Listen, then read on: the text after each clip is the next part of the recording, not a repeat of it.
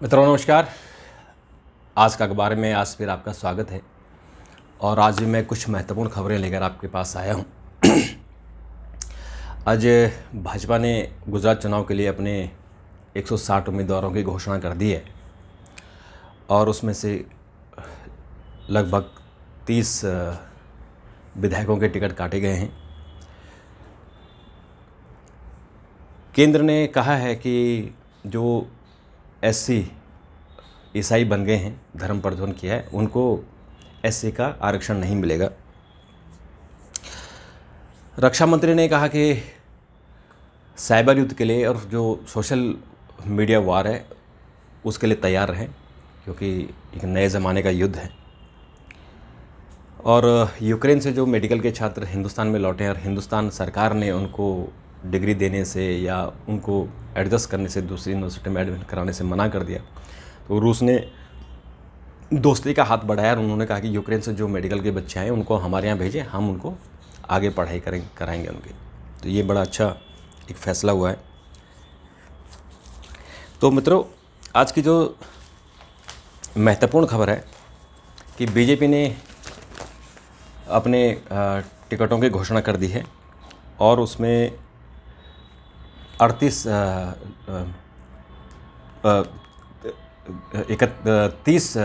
विधायकों के टिकट काटे गए और 91 को नए चेहरों पर दाव लगाया गया है। और उसमें जो सबसे ख़ास बात रही कि हार्दिक पटेल जो कांग्रेस में थे वो बीजेपी में आए और उनको टिकट मिला है। जो रविंद्र जडेजा क्रिकेटर हैं, उनकी वाइफ हैं, उनको टिकट मिला है रिबाबा को। और जो कांतिलाल हैं, जिन्होंने अभी मोरबी में नदी में कूदकर मच्छू नदी में कूदकर लोगों की जान बचाई थी, उनको टिकट मिला है। तो उन्होंने एक किस्म से ये बीजेपी में बड़ा उलटफेर हुआ और ये इसलिए हुआ कि जो नए चेहरों पर दाव लगाया गया है और ये उनको ताकि चुनाव जीत सकें, क्योंकि जो पुराने विधायकों के टिकट इसलिए काटे जाते हैं कि जो एंटी इनकम्बेंसी होती है वो ख़त्म हो जाए। और एंटी इनकम्बेंसी ख़त्म होने का जो प्रक्रिया यही होती है कि लोग जो नाराज़ होते हैं अपने विधायक से या अपने सांसद से, तो पार्टी उनकी लोगों की नाराज़गी को दूर करने के लिए नए लोगों को टिकट देती है। तो नए आदमी का लोग उसे परखना चाहते हैं। तो ये पॉलिटिकल पार्टियों का एक ये तरीका होता है चुनाव जीतने का। तो उसमें बीजेपी ने बड़ा दाव लगाया है। शराब नीति को लेकर, जो दिल्ली की शराब नीति को लेकर बड़ा विवाद रहा है, मनीष सिसोदिया पर भी केस है। कुल 15 लोगों पर 3 लोग पहले गिरफ्तार हो चुके थे और 2 को कल गिरफ्तार किया गया है। उसमें एक कंपनी है प्रमोड रिकॉर्ड और दूसरी कंपनी है अरविंदो फार्मा।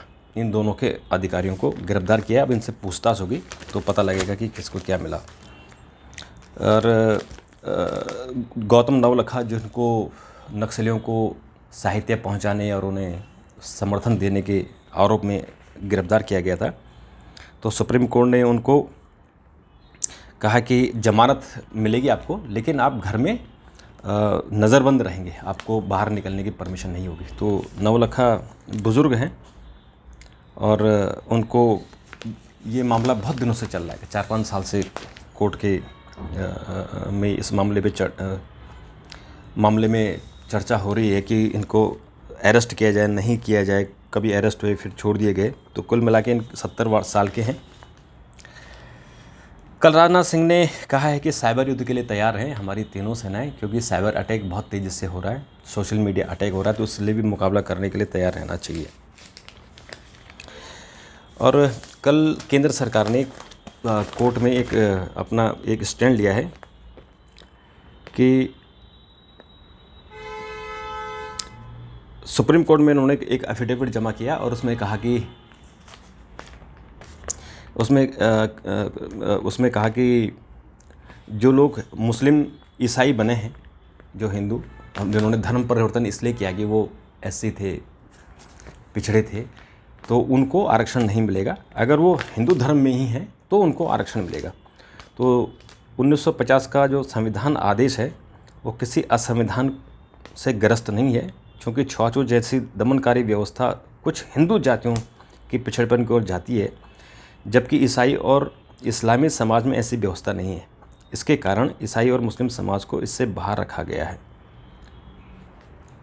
क्योंकि जो जातीय भेदभाव हुआ वो हिंदू धर्म में हुआ, तो इसलिए हिंदू धर्म के ही जो लोग हैं उनको आरक्षण मिलेगा, और जिन लोगों ने अपना धर्म परिवर्तन किया है तो उन्होंने धर्म परिवर्तन इसलिए किया कि हिंदू समाज में उनके साथ भेदभाव हो रहा है, तो उनको नहीं मिलना चाहिए। तो इसे ही सुप्रीम कोर्ट ने अपना स्टैंड लिया है।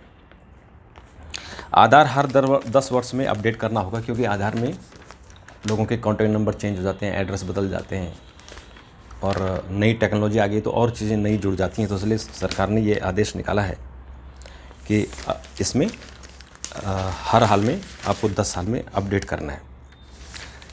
अमेरिका के एक बड़बोला अरबपति वो एक दिन में कंगाल हो गया। बैकमैन फ्रॉइड, इसने एक ये क्रिप्टो करेंसी का एक्सचेंज चलाता था, और उसने कहा कि उसने बड़ी अनाउंसमेंट कर दी कि मैं अपनी कंपनी को बेच रहा हूं। तो उसके अनाउंसमेंट के तुरंत बाद जितने लोगों ने क्रिप्टो करेंसी खरीदी थी, जो निवेश की थी, वो उन्होंने वापस ले ली उस कंपनी से, और वो 1 मिनट में कंगाल हो गया।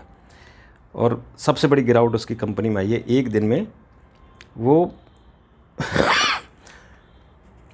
$16 अरब से घट के उसकी 94% वापस हो गई उसकी संपत्ति, और 53% हिस्सा बैकमैन फ्रॉइड का FTX में था, वो 94% लोगों ने वापस ले लिया।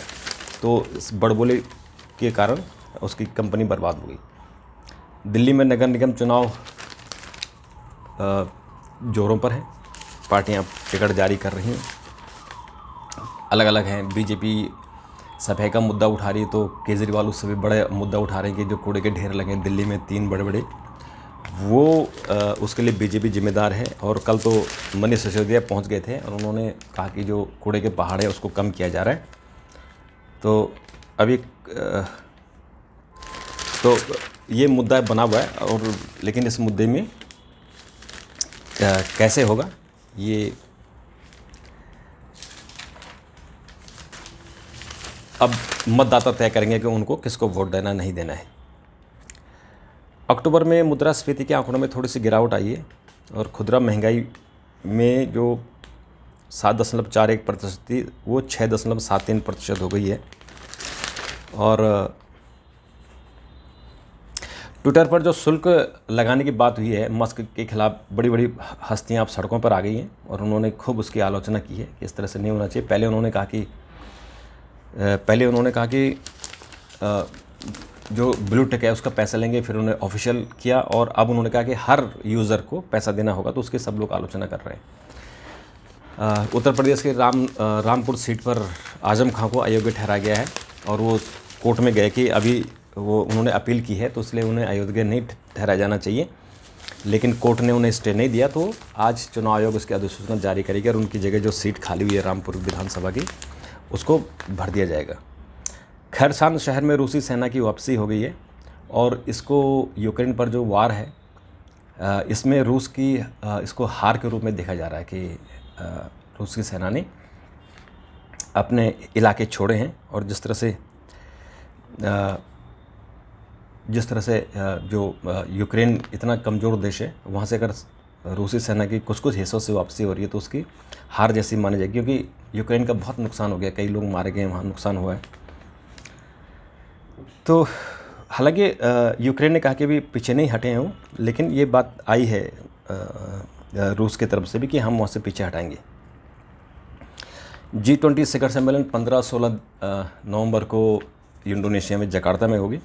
वहाँ पे पुतिन नहीं जाएंगे, क्योंकि यूक्रेन पर हमला के कारण उनकी बड़ी आलोचना हो रही है। भारत के प्रधानमंत्री वहाँ जाएंगे, और वहाँ पे 14-15 को उनको 14 से 16 को है, तो 16 को जकार्ता के राष्ट्रपति प्रधानमंत्री को G20 की अध्यक्षता सौंपेंगे, और 1 दिसंबर 2022 से नवंबर 2023 तक 1 साल के लिए भारत के पास अध्यक्षता रहेगी, और भारत में अगले साल सितंबर में G20 की बैठक होगी। कल दोस्तों भारत सेमीफाइनल हार गया T20 का, और बहुत बुरी हार हुई है। इतनी शर्मनाक हार शायद कभी हुई हो। हमारी टीम ने बिल्कुल सरेंडर कर दिया था, और एक भी विकेट नहीं ले पाए। 168 रन 170 रन बनाए इंग्लैंड ने बिना विकेट खोए, और वो इस तरह से चौके छक्के मार रहे थे कि उनको लग रहा था कि कोई उनका मुकाबला ही नहीं है। बड़ी आलोचना हुई है भारतीय टीम की। तो मित्रों, आज के लिए इतने ही। कल फिर मुलाकात होगी, तब तक के लिए नमस्कार, थैंक यू, धन्यवाद।